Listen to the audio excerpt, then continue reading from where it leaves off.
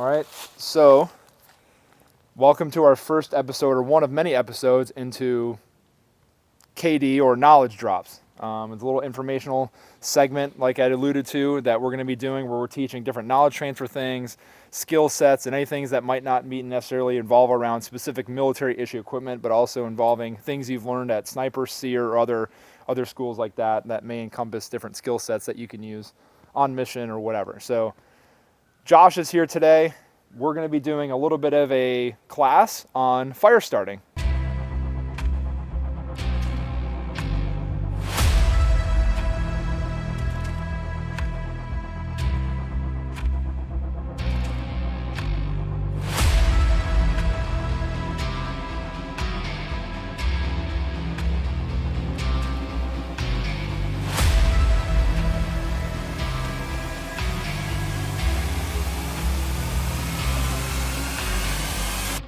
We got two different methods here. One's a more bushcrafty method, done in the field.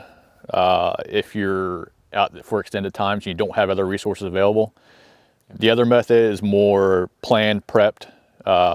If you're not out in the field long enough to burn through all your stuff, you'll probably have it, right? So, of course, like in a field setting, if I had the option, of course, I'm gonna go with the planned setting. If not, I'm gonna do the primitive. So it's good to know both, right? This option, you're going to have a piece of wood, a good knife that will throw a spark. This is actually a prototype knife that we had done a couple months ago, but this is by Corey Heaton Bladesmith on Instagram. This is a prototype he did for us. It's a bushcraft knife that he made to our specs. It's been really used, so the finish is coming off of it now, but got a lot of time on this knife. I like it a lot. And ferro rod. Now, this ferro rod is smaller than what you would want. This is a normal store-bought ferro rod, which I think make this a little bit better because it's more readily available. More people have it, right? Mm-hmm. Ideally, you're going to want a longer ferro rod and a thicker ferro rod just for getting a better strike. But we'll show you with this. Longer and thicker gets the job done. Longer and thicker gets the job done. Don't let her lie to you, boys. So we're going to go through with the store-bought one. Cool. I'll show you guys how to use this. Awesome. Over here, we'll go through materials real quick, and then I'll just kind of go into what I learned from guys at the section about having this as a little bit planned, and then obviously me being curious at different methods of fire starting. So you have your fuel, you have your carton that'll start it, and then your cotton balls and your wax will help you sustain. So, want to grab me that lighter right there? This is the other thing. Just this one? Yeah, it doesn't matter. So, another thing we forgot here that was off to the side is a lighter. So what we're going to do is, essentially I'll just make a little one. So we're going to take it off. We're going to trim part of the egg carton like this. And you can cut them up at individual. You can cut them up like into fours. You can, whatever you kind of want to mash in your kit, you can then put them back in here and fold them up so you can keep a whole carton and then fold it back together and then unfold it. It's kind of whatever you want to do, or whatever you think you're going to be allocating for the mission, or what you kind of want to carry in your kit. Benefit of this is obviously it's really light. It's really light. It's homemade items. It's not too bad. So So do you always use two fingers, or is it better to use one?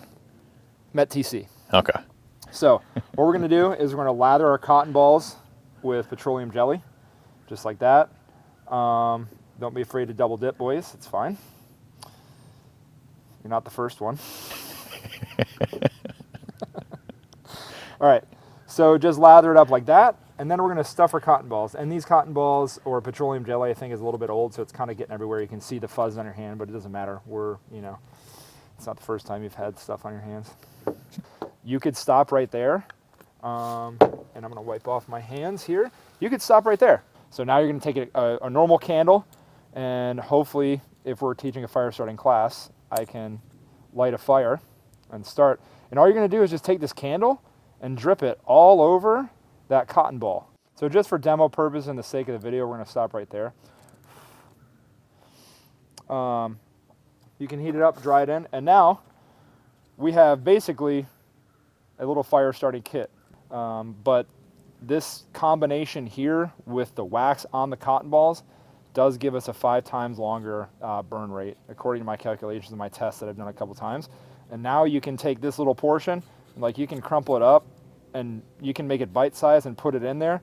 You can also, if you make a bigger one, you can now tear this off, and you can have this individual section here. So just kind of a little quick hip pocket on how to make a planned or kind of more prepped fire starting kit if you have these simple materials over here. Also, don't forget to put that in a Ziploc bag or a sealable bag when you're transporting your rucksack. Now we're going to go into a little bit more of the primitive. So when would you use this? Like when you don't have your ruck, when you're on the run, when you like wet, dry, cold jungle, like, or is this just basic fire starting knowledge? It's a mix of both. So I first learned this method in SEER school. This is how they taught us to get a fire starting material because we didn't have anything out with us in the woods. I mean, we were out in the woods for a week at a time, just doing whatever, right? So you don't have those resources. You had a knife about this size. If I remember right, it was, I don't even remember, I think it was like old beet Gerber or something. You had that, you had a larger fire rod. I think it was like a 6-inch ferro rod. And then you had wood out in the woods. Now, this is a hardwood.